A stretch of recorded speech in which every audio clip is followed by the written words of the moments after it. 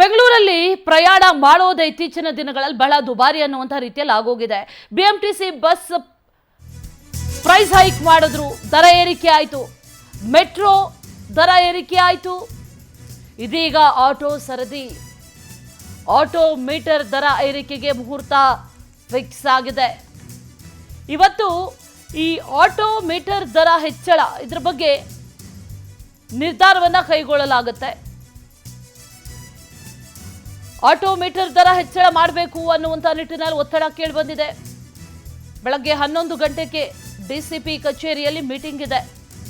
ಸಂಚಾರ ಪೂರ್ವ ವಿಭಾಗದ ಡಿಸಿಪಿ ಕಚೇರಿಯಲ್ಲಿ ಮೀಟಿಂಗ್ ಕರೆಯಲಾಗಿದೆ.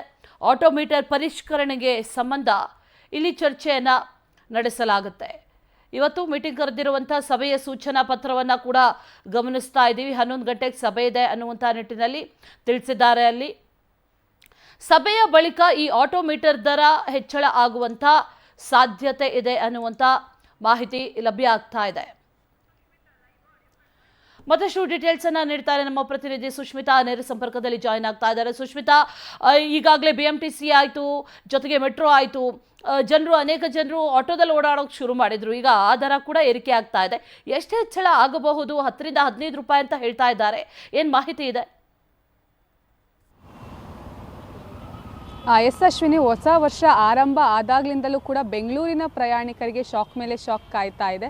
ಯಾಕಂತ ಹೇಳಿದ್ರೆ ಜನವರಿಯಲ್ಲಿ KSRTC, BMTC ಸೇರಿದಂತೆ ಎಲ್ಲ ಸಾರಿಗೆ ನಿಗಮದಲ್ಲೂ ಕೂಡ ಬಸ್ ದರ 15% ಏರಿಕೆ ಆಯಿತು. ಫೆಬ್ರವರಿಯಲ್ಲಿ ಮೆಟ್ರೋ ದರ 40% 45%, ಕೆಲವೊಂದು ಕಡೆ ಆದರೆ ಕೆಲವೊಂದಿಷ್ಟು ಕಡೆ 110ರಷ್ಟು ಈ ಒಂದು ಮೆಟ್ರೋ ದರ ಏರಿಕೆ ಆಯಿತು. ಅಟ್ಲೀಸ್ಟ್ ಮಾರ್ಚಲ್ಲಾದರೂ ಅಂದರೆ ಇವೆರಡನ್ನೂ ಬಿಟ್ಟು ಆಟೋದಲ್ಲಿ ಓಡಾಡೋಣ ಅಂತ ಅಂದ್ಕೊಂಡಿರುವಂತಹ ಜನರಿಗೆ ಮಾರ್ಚಲ್ಲಿ ಇವಾಗ ಆಟೋ ದರ ಏರಿಕೆಯು ಕೂಡ ಫಿಕ್ಸ್ ಆಗ್ತಾ ಇದೆ. ಯಾಕಂತ ಹೇಳಿದರೆ ಇವತ್ತು ಒಂದು ಮೀಟಿಂಗ್ ನಡೀತಿದೆ. ಇವಾಗ ಆಲ್ರೆಡಿ ಎಲ್ಲದರ ಬೆಲೆ ಏರಿಕೆ ಮತ್ತು ದರ ಏರಿಕೆ ಆಗ್ತಾ ಇರೋದ್ರಿಂದ ಆಟೋ ಚಾಲಕರು ನಾವು ಜೀವನವನ್ನು ಸಾಗಿಸ್ಲಿಕ್ಕೆ ಆಗ್ತಾ ಇಲ್ಲ. ಹೀಗಾಗಿ ಆಟೋ ಮೀಟರ್ ದರವೂ ಕೂಡ ಏರಿಕೆ ಮಾಡಬೇಕು ಅಂತ ಹೇಳಿ ಸಾಕಷ್ಟು ಬೇಡಿಕೆಯನ್ನು ಇಡ್ತಾ ಬಂದಿದ್ರು. ಹೀಗಾಗಿ ಇವತ್ತು 11 ಗಂಟೆಗೆ ಪೂರ್ವ ಸಂಚಾರ DCP ಕಚೇರಿಯಲ್ಲಿ ಒಂದು ಸಭೆ ನಡೆಯುತ್ತೆ. ಆ ಒಂದು ಸಭೆಯಲ್ಲಿ ಆಟೋ ಚಾಲಕರು ಸೇರಿ ಅವರ ಬೇಡಿಕೆಗಳೇನಿದೆ ಅವೆಲ್ಲವನ್ನೂ ಕೂಡ ಇಡುತ್ತಾರೆ. ಪ್ರಮುಖವಾಗಿ ಏನು ಅಂತ ಹೇಳಿದ್ರೆ, ಇವಾಗ 2021ರಲ್ಲಿ ಈ ಒಂದು ಆಟೋ ದರ ಏರಿಕೆ ಆಗಿತ್ತು. ಈಗ ಕಳೆದ ಅಂದರೆ 4 ವರ್ಷದ ನಂತರ ಇವಾಗ ಮತ್ತೆ ಏರಿಕೆ ಆಗುವಂತಹ ಸಾಧ್ಯತೆ ಹೆಚ್ಚಾಗಿ ಕಾಣಿಸ್ತಾ ಇರುವಂಥದ್ದು. ಪ್ರಮುಖವಾಗಿ 30 ರೂಪಾಯಿ ಇರುವಂತಹ ಮಿನಿಮಮ್ ಚಾರ್ಜ್ ಏನಿದೆ ಅದು 40 ರೂಪಾಯಿ ಆಗುವಂತಹ ಚಾನ್ಸಸ್ ಇದೆ. ಅದ್ರ ಜೊತೆಗೆ ಏನು ಅಂತ ಹೇಳಿದ್ರೆ,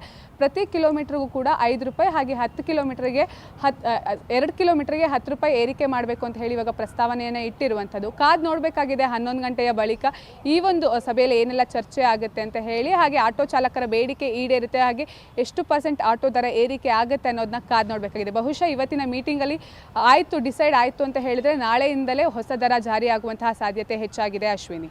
ಓಕೆ ಸುಷ್ಮಿತಾ, ಥ್ಯಾಂಕ್ ಯು ಡೀಟೇಲ್ಸ್ಗೆ.